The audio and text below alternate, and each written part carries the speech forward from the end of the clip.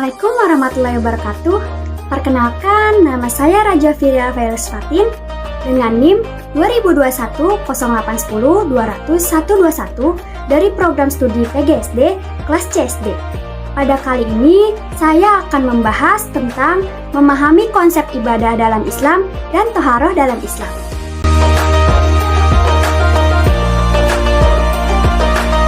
Yang pertama, ada pengertian dari fikih.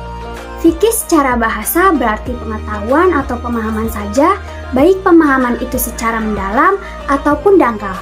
Secara istilah, fikih berarti kaidah-kaidah yang dijadikan sarana untuk hukum, menggali atau mengeluarkan Islam dari dalil-dalilnya yang terinci.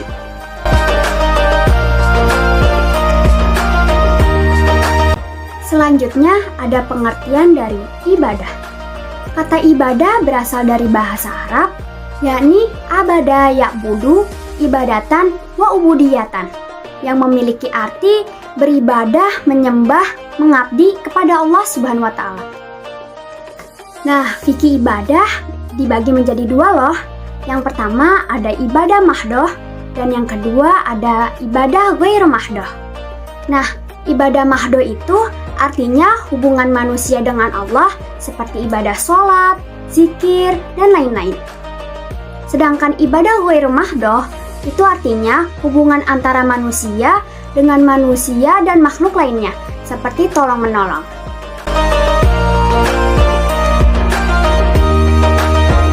Ibadah memilih fungsi loh. Fungsi dari ibadah adalah membentuk manusia muslim yang bertakwa. Selanjutnya ada prinsip-prinsip ibadah. Yang pertama yaitu menyembah atau beribadah semata kepada Allah. Yang kedua, ibadah dilaksanakan tanpa perantara. Yang ketiga, ibadah harus dilaksanakan dengan ikhlas karena Allah Subhanahu wa Ta'ala. Dan yang keempat, meniadakan kesukaran dan menyedikitkan beban.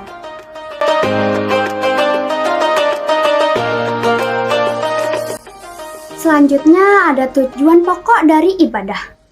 Nah, tujuan pokok dari ibadah ini yang pertama mengingatkan manusia akan unsur rohani dalam dirinya, dan yang kedua mengingatkan manusia bahwa di balik kehidupan yang fana ini masih ada lagi kehidupan yang kekal dan abadi.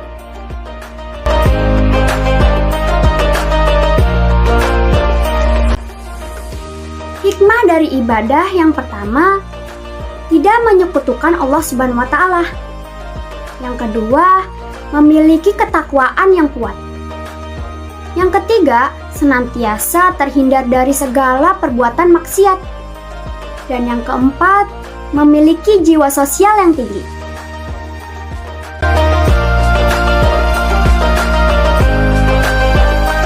Selanjutnya ada toharoh. Toharoh merupakan perintah agama untuk bersuci dari hadas dan najis.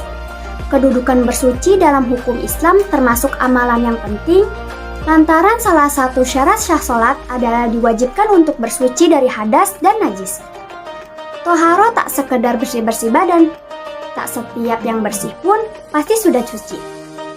Lebih dari itu, suci dari hadas adalah melakukannya dengan berwudu, mandi, ataupun tayamum. Sementara suci dari najis yaitu menghilangkan kotoran yang ada di badan, pakaian, dan lain-lainnya.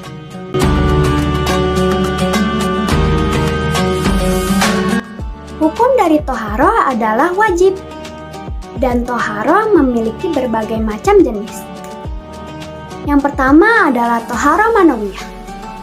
Toharoh manawiyah merupakan bersuci rohani, misalnya membersihkan segala penyakit hati, yaitu iri, dengki, ria, dan lainnya.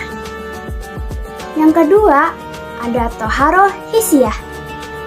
Nah, toharoh hisiyah ini adalah bersuci jasmani atau membersihkan bagian tubuh dari sesuatu yang terkena najis atau segala jenis kotoran maupun hadas kecil dan besar.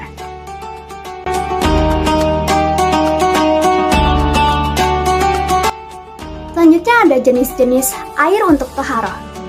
Air yang dapat digunakan untuk bersuci adalah air bersih atau suci dan menyucikan, yang turun dari langit atau keluar dari bumi, dan belum pernah dipakai bersuci, di antaranya air hujan, air sumur, air laut, air sungai, dan lain-lain.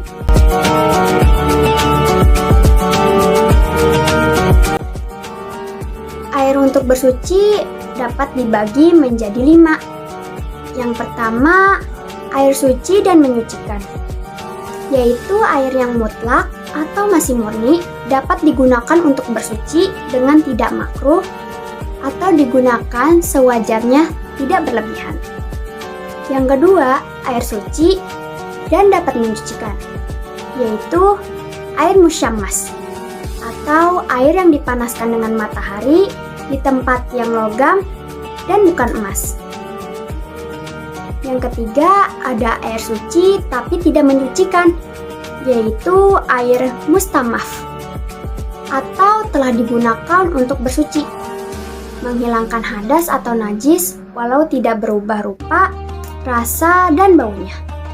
Yang keempat, ada air mutanjis, yaitu air yang kena najis atau kemasukan najis sedangkan jumlahnya kurang, maka tidak dapat menyucikan. Dan yang kelima, yaitu air yang diperoleh dengan cara mencuri atau washak atau mengambil tanpa izin sehingga air itu tidak dapat menyucikan.